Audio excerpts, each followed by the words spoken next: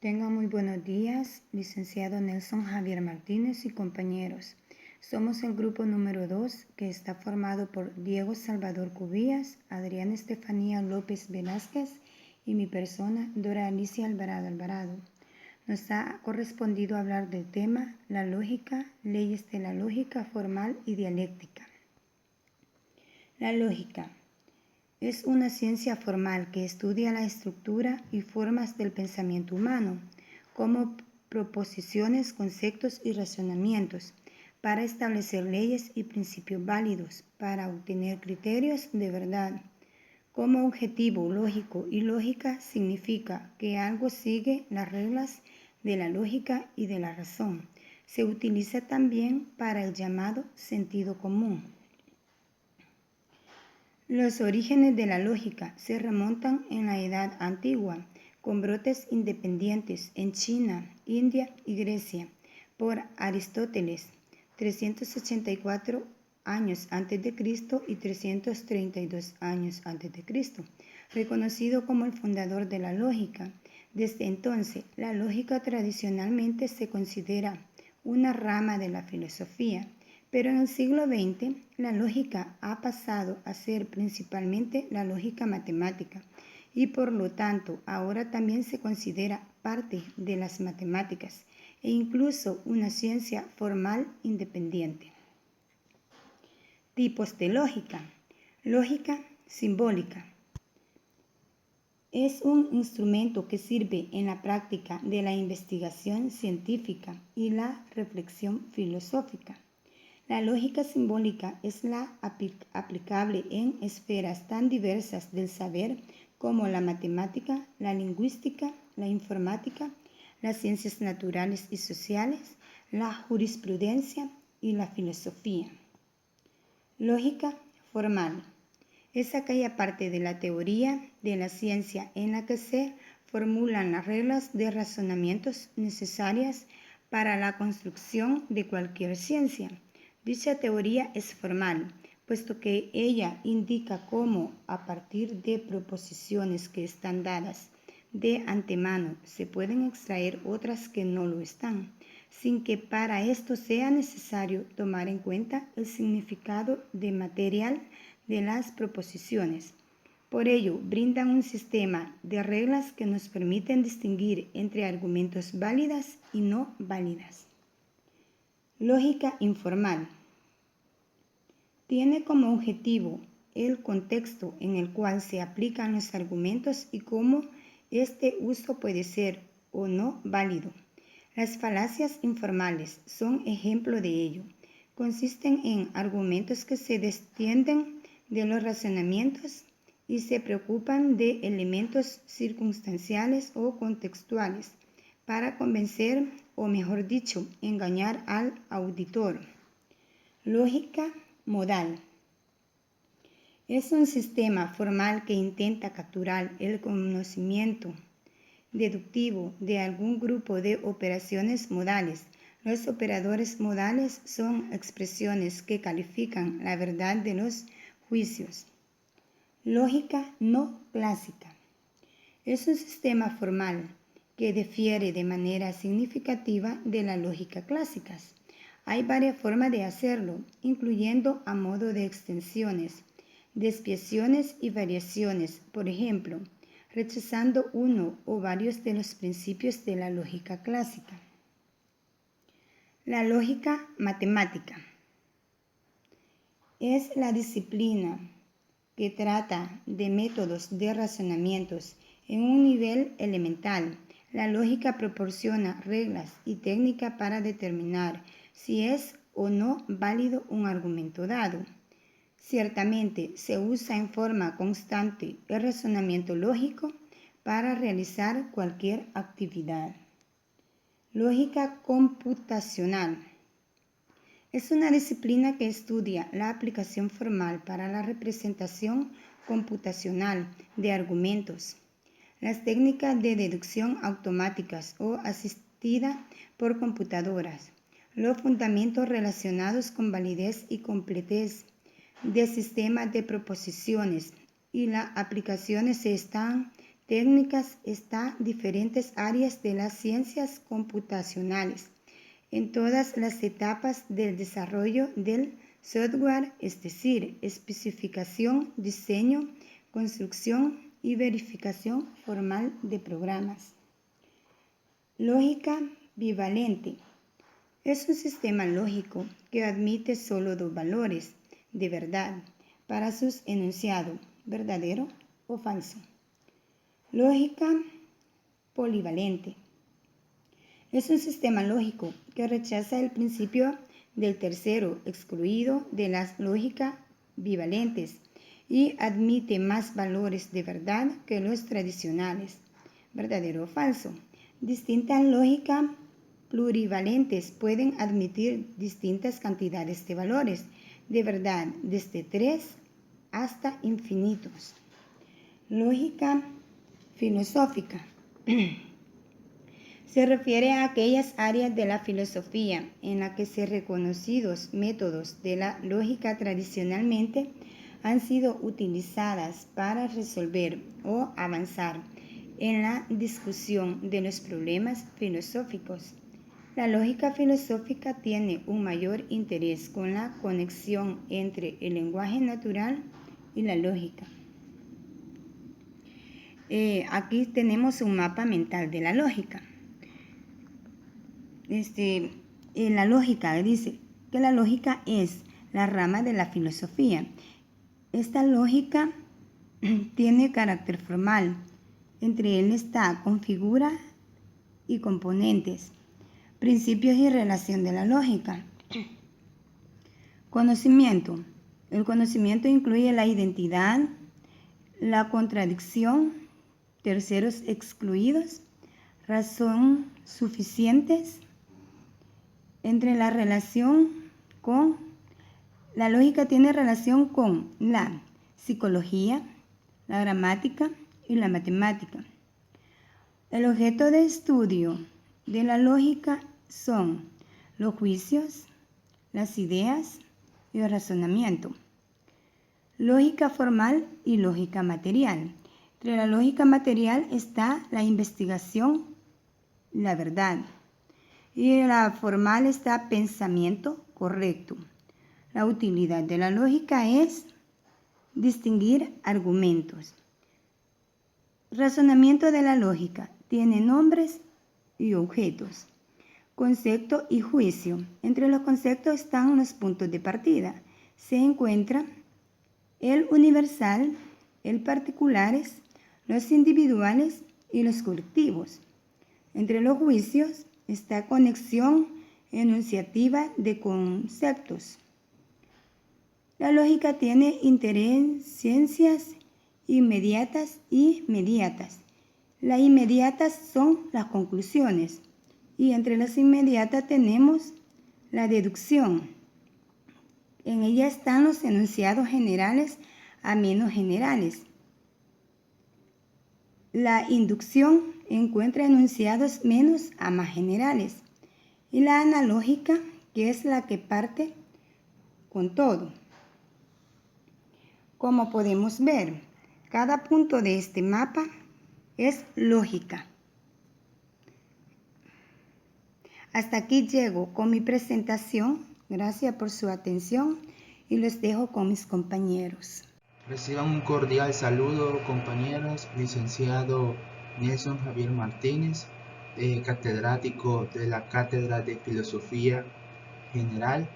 En este día les voy a hablar sobre las leyes de la lógica formal. ¿Qué es la lógica formal? Podemos ver aquí, compañeros, que es la lógica formal hace referencia sobre a la lógica que estudia la estructura del pensamiento, sin interés en la veracidad y en los contenidos. Pero también hay otro aporte muy importante que lo brindó Aristóteles. Él se basó en que es una disciplina filosófica que estudia la estructura o formas de pensamiento como conceptos, preposiciones, razonamientos. Su objetivo es establecer argumentos válidos. Bueno, la lógica formal se interesa por premisas y conclusiones. Su estudio no está basado ni en la verdad, pero tampoco en la falsedad. Generalidades. Tenemos como número 1, las leyes lógicas son universales. ¿Por qué? Porque usan las operaciones con conceptos y juicios. Más que todo, esto demuestra lo que son sus razonamientos, demostraciones y refutaciones. Estas formas reflejan la conciencia humana en ciertas relaciones existentes entre el objetivo del mundo y la ciencia y las propiedades habituales. Luego tenemos como número 2, reflejan lo objetivo en la conciencia.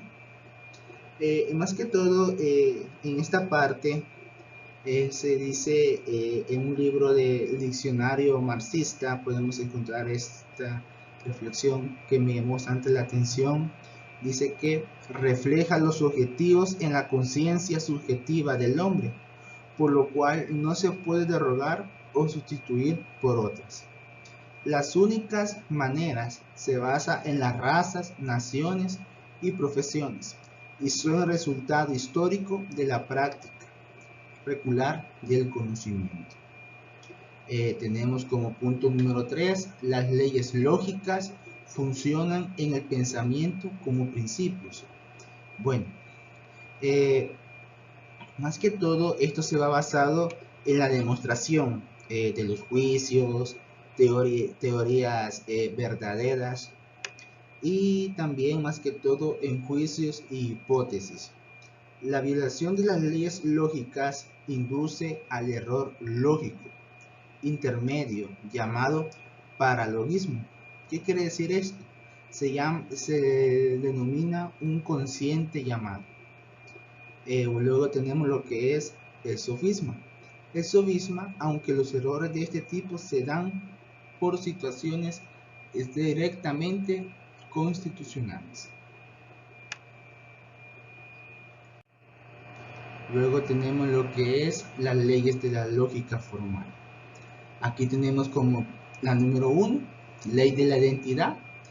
Podemos ver en la diapositiva que nos dice que es una de las leyes básicas del pensamiento correcto, cuya observancia contribuye a la certidumbre, la precisión y la claridad en el empleo de conceptos y juicios. Más que todo va reflejado en el razonamiento. Bueno, compañeros, en esta ley de identidad podemos reflejarla como una regla normativa que estimula el proceso racional. No se puede cambiar por una idea o por otra, o por un concepto o por otro. De lo contrario, surgirán los errores lógicos, llamados suplantación del concepto o suplantación de la tesis. Bueno, la ley de la identidad enfatiza asimismo que no se puede hacer pasar las ideas idénticas o por distintas, o viceversa. Las distintas, por identificarlas, más que todo va basado a sí misma. Bueno, más que todo también en los individuos que utilizan términos, conceptos o se basan en un sentido distinto al habitual. Bueno, para prevenir de ello, la ley de la identidad se cometen a menudo errores lógicos al utilizarse homónimos o palabras de igual forma o de distinto sentido.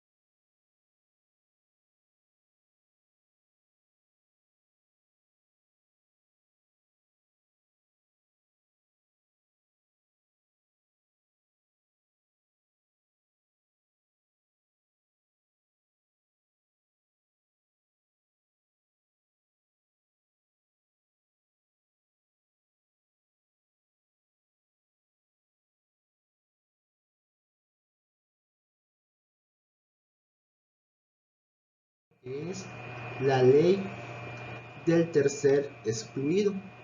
Esta ley puede enunciarse como un medio entre dos proposiciones contradictorias.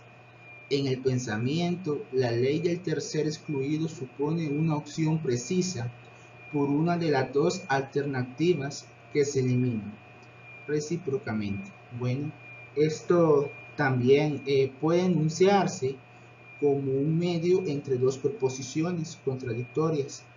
En el pensamiento, la ley del tercer excluido supone una opción precisa por una de las dos alternativas que se eliminan. Por otra parte, la acción de esta ley está limitada por la indeterminación del conocimiento, el reflejo del mundo, los objetivos, la cierta etapa de conocimiento. Siempre es incompleto. Solo puede corresponder a esta etapa los conocimientos del hombre sobre el mundo. La ley del tercer excluido no rige cuando se produce el tercer valor. Esto más que todo va enfocado en las encuestas sociológicas. Se proponen respuestas en votación y contempla las posiciones a favor o en contra o abstenciones. En eso va basada lo que es la ley del tercer excluido. Luego tenemos la siguiente, que es la ley de la razón suficiente. Esta ley formulaba en forma del evidente, bueno, tenemos aquí por el siglo XVII, por el filósofo Leibniz. Señala que ningún fenómeno puede ser real y ninguna afirmación verdadera sin la razón suficiente de que por qué las cosas son así y no de otro modo. Esto se trata de fundamentar una idea verdadera, pues es imposible fundamentar suficiente una tesis, un juicio, a diferencia de las leyes de identidad, de no contradicción y el tercer excluido. Bueno, lo enfocamos en la demostración para fundamentar una tesis verdadera. Sirven de argumentos, hechos singulares, definiciones de conceptos y acciones. Bueno, esto va basado en una causa o efecto real. No siempre coinciden. Bueno, esto va basado en antecedentes lógicos y la consecuencia lógica. Esto va enfocado, compañeros, referencia y hace consecuencia, deduciendo de ellas la causa, el fenómeno, y así proceden los médicos. Una enfermedad, las consecuencias reales a las causas reales. Y el problema de la demostrabilidad va basado en la tesis, propuesta o esenciales para cualquier proceso del creador, porque la ley de la razón suficiente protege nuestro pensamiento de la gratitud y de la falsa motivación. Tenga muy buenos días, licenciado, compañeras y compañeros. Como segundo grupo, les vengo a hablar un poco sobre el tema lógica y dialéctica. ¿Qué es lógica y dialéctica? Es el sistema de leyes del pensamiento y la forma de razonar desarrollado dentro de las tradiciones hegeliana y marxista, que busca hacer una mediación entre la lógica formal pura y el análisis dialéctico de las contradicciones en el movimiento. También se conoce como en el desarrollo de las ideas y en la inteligencia con la que se responde a la contradicción de la dialéctica. Por lo tanto, resulta una mediación entre la lógica pura y el análisis dialéctico de las contradicciones. ¿Qué es dialéctica? El arte de descubrir la verdad poniendo de manifiesto las contradicciones en la argumentación del adversario y superando estas contradicciones. Algunos filósofos de la antigüedad Entendían por dialéctica el arte de descubrir la verdad, poniendo de manifiesto las contradicciones en la argumentación del adversario y superando estas contradicciones. La dialéctica se convirtió en la teoría de las conexiones y del desarrollo universales. También se considera en todos los fenómenos que están sujetos a perpetuo movimiento y cambio, y que el desarrollo de la naturaleza es el resultado del desarrollo y de la lucha de sus contradicciones. Por eso los filósofos de la antigua Grecia, según la expresión de Engels, eran dialécticos innatos. El célebre filósofo materialista de la antigüedad, eh, Heráclito, enseñaba que todo es y no es, pues todo fluye, todo se halla sujeto a un proceso de transformación, de incesante nacimiento y caducidad. Otro de los más notables filósofos de la antigua Grecia, Aristóteles, había llegado ya a penetrar en la forma más sustancial del pensar dialéctico, pero en la filosofía griega la dialéctica aparece todavía en su simplicidad primitiva. La dialéctica de los antiguos griegos era una dialéctica candorosa, pues la conexión universal de los fenómenos no la demostraban en sus pormenores, concibiendo la naturaleza como un todo íntegro. No llegaron hasta el análisis de sus objetos y fenómenos, sin el cual tampoco el cuadro general del mundo puede adquirir en sentido claro. Pues en el curso de varios siglos, la concepción metafísica del mundo, la concepción opuesta a la dialéctica, alcanzó el predominio de elementos dialécticos. Hay también en la filosofía de Descartes y de Spinoza, pero en general sus concepciones son metafísicas. Solo desde la segunda mitad del siglo XVIII, la concepción metafísica del mundo comienza a resquebrajarse, siendo el filósofo alemán Kant el primero en abrirle una brecha a formular su teoría de la formación histórica del sistema solar.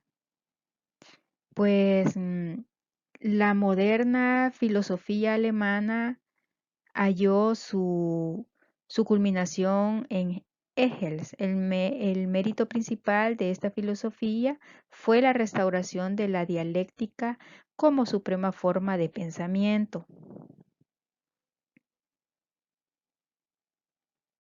La dialéctica también fue conocida de una manera de filosofar. Su concepto fue debatido por años por diversos filósofos como Sócrates, Platón, Aristóteles, Marx y otros. Sin embargo, fue Platón el pionero de la dialéctica, al emplearla en sus diálogos como método para llegar a la verdad.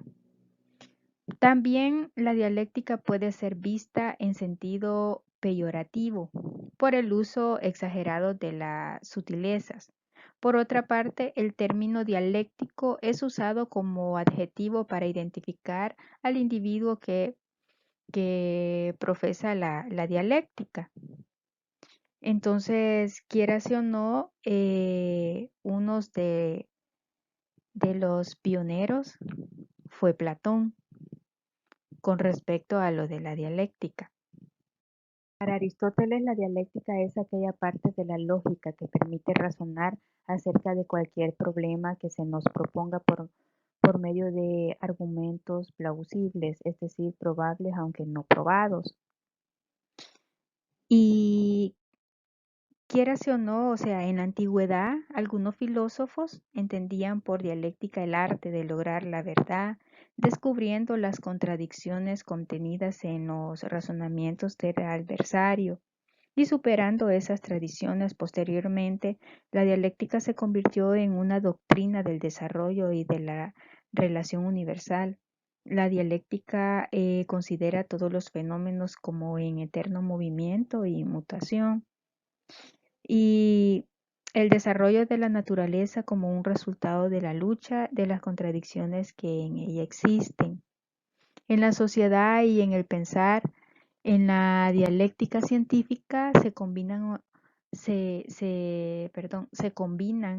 orgánicamente las leyes del desarrollo, tanto del ser como del conocer, dado de que tales leyes por su contenido son idénticas y solo se diferencian por la forma. De ahí que la dialéctica materialista sea no solo una doctrina ontológica, sino además gnoseológica, una lógica que examina el pensamiento y la cognición, tanto en su devenir como en su desarrollo, pues las cosas y fenómenos son lo que devienen en el proceso de su desarrollo y en ellos está contenido como tendencia su futuro, es decir, aquello que devendrán en este sentido. La dialéctica materialista ve también la teoría del conocimiento como como generalización de la historia del conocimiento.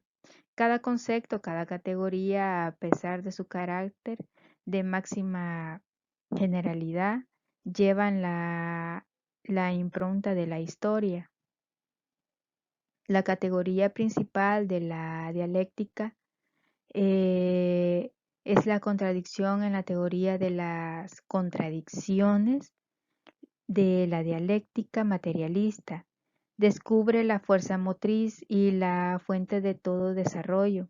En esta categoría se encuentran la clave de todos los demás principios y categorías del desarrollo dialéctico.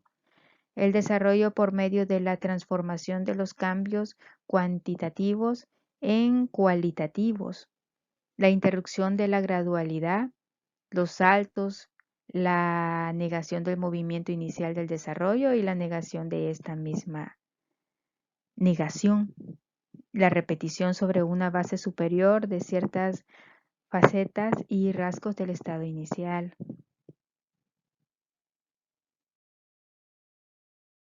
La esencia revolucionaria de la dialéctica materialista, inconciliable con todo estancamiento e inmovilidad, hace de la propia dialéctica un instrumento de la transformación práctica de la sociedad, una ayuda para tomar objetivamente en consideración las necesidades históricas del desenvolvimiento social, la falta de conformidad de las viejas formas respecto al nuevo contenido, la necesidad de pasar a formar superiores que faciliten el progreso de la humanidad, la estrategia y táctica de la lucha por el comunismo se elaboran en plena correspondencia con la concepción materialista dialéctica del mundo, de la lógica dialéctica, ¿verdad? Y dialéctica en filosofía, podemos decir la dialéctica como sistema filosófico, trata sobre el raciocinio y sus leyes, formas y modos de expresión. Como fue dicho anteriormente, Platón fue el primero en usar y señalar a la dialéctica como técnica y método para responder algo, ya que a través de éste se puede llegar a la verdad. Por su parte, Hegel toma la dialéctica como un proceso constante y continuo para llegar a la verdad, partiendo de un primer postulado, o sea, de una tesis, que luego será refutado, antitesis, para llegar a una nueva idea o resultado de una síntesis, que llevará nuevamente a una tesis y así sucesivamente, siempre con la finalidad de buscar una respuesta certera al tema en debate. pues como se los enseñé, que la dialéctica para Aristóteles como es un proceso racional, conexo con la lógica que es el desarrollo por el individuo como parte de las habilidades necesarias para realizar argumentos, en el sentido de Kant apoyó la teoría de Aristóteles, quien consideraba la dialéctica como una lógica de apariencia basándose en principios subjetivos. Materialismo dialéctico. El materialismo dialéctico es el resultado de los acuerdos que hubo entre las corrientes filosóficas propuestas por Friedrich Engels 1820-1895 y Karl Marx 1818-1883, en la cual se define a la materia como la esencia de la realidad concreta, abstracta, que es independiente de la conciencia que surge luego. Por otra parte, el materialismo dialéctico, fundamental de las teorías del comunismo y como ciencia filosófica, se opone al idealismo filosófico propuesto por Engels. Y la dialéctica erística. En primer lugar, se debe de aclarar el término de erística para una mejor comprensión del tema, ¿verdad? Como heurística se entiende a los tipos de argumentación que se emplean para terminar con éxito en una discusión o debate, ¿verdad?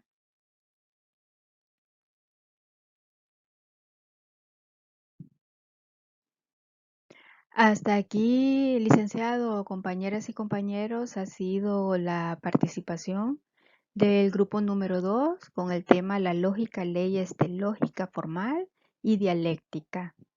Gracias por la atención brindada a la presente y que pasen un feliz domingo y feliz inicio de semana. Bendiciones.